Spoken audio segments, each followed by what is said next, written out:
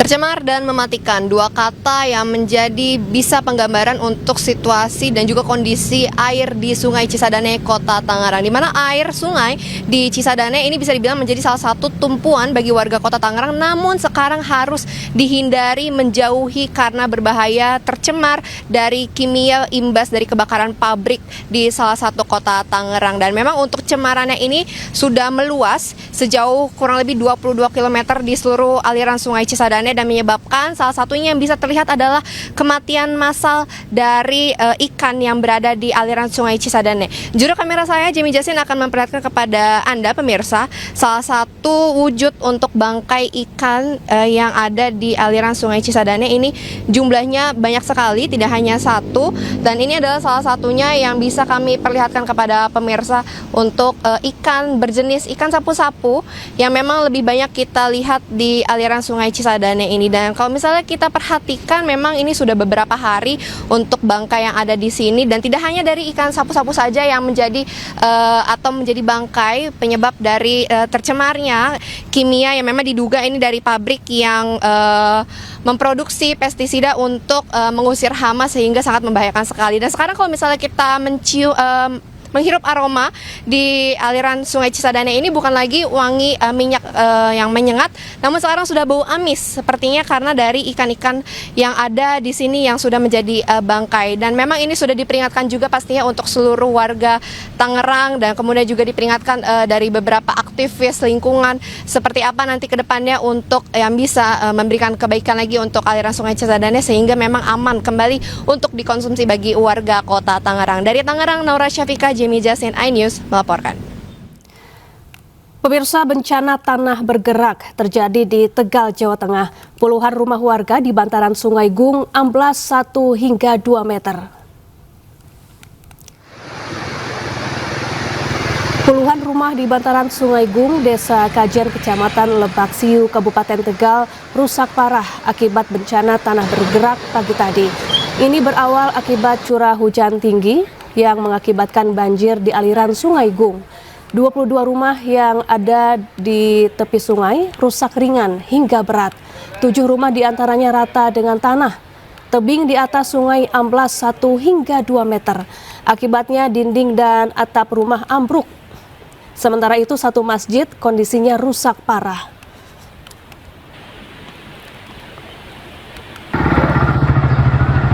Jadi Sungai Gung itu ke sini akhirnya longsor gitu. Ada berapa rumah Pak yang? Ada 7 rumah. Yang ambruk ya? Yang ambruk itu 7 rumah. Kalau total ada berapa Pak? Kalau total semuanya 22. 22. Iya. Mengungsi kemana Pak? Ya, mengungsi sebelah rumah itu. Ya, untuk mengetahui informasi terkini kita terhubung dengan rekan Yunibar di Desa Kajen, Tegal, Jawa Tengah. Selamat siang Yunibar, bisa Anda tunjukkan bagaimana situasi terkini di sana saat ini?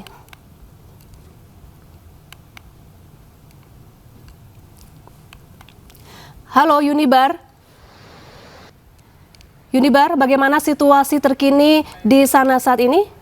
Baik, kami mohon maaf pemirsa mengalami gangguan komunikasi dengan Yunibar. Nanti kami akan kembali menghubungi Yunibar di Tegal, Jawa Tengah. Kita ke informasi lain pemirsa. Tumpukan sampah kembali mencemari kawasan pantai Teluk Labuan di Kabupaten Pandeglang, Banten.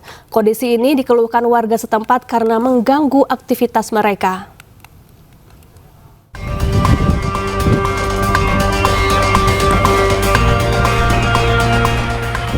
Tumpukan sampah menutupi pesisir pantai Teluk, Kecamatan Labuan, Kabupaten Pandeglang, Banten. Sampah plastik, kayu, hingga limbah rumah tangga terbawa arus dan menumpuk di sejumlah titik.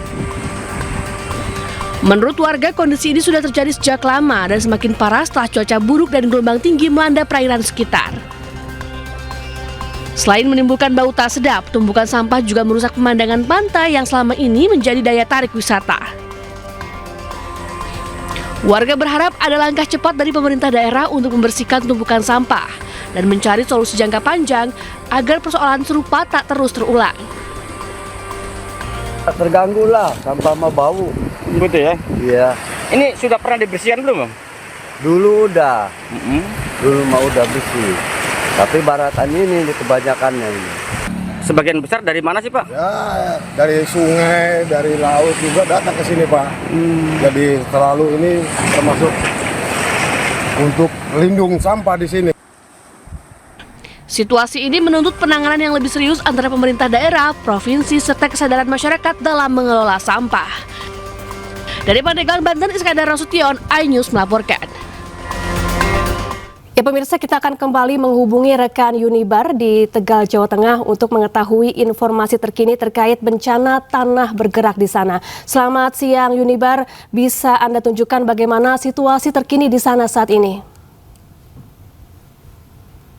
Ya, hingga saat ini warga di Desa Kajen, Kecamatan Lebaksiu, Kabupaten Tegal, ini terpaksa mengungsi ke tempat sanak saudara dan keluarga karena 22 rumah di antara 7 rumah rata dengan tanah yang berada di tebing atau di atas aliran Sungai Gung. Bisa kita lihat di belakang saya, bangunan-bangunan nampak hancur. Ini adalah sebuah masjid. Kemudian ada rumah warga, ada 3 rumah warga ini yang hancur. Dan ini terjadi pada Selasa malam hingga Rabu dini hari, di mana aliran deras dari Sungai Gung menghantam dinding tebing hingga longsor, bahkan ini hingga 3 meter. Kemudian ada rumah-rumah warga yang berada di atas tebing ini ambruk ratak tanah. Kemudian selain masjid, kemudian juga di jarak beberapa meter dari lokasi longsor, banyak juga rumah-rumah warga yang mengalami retak-retak. Dan inilah aliran Sungai Gung yang beberapa waktu lalu sempat terjadi banjir bandang.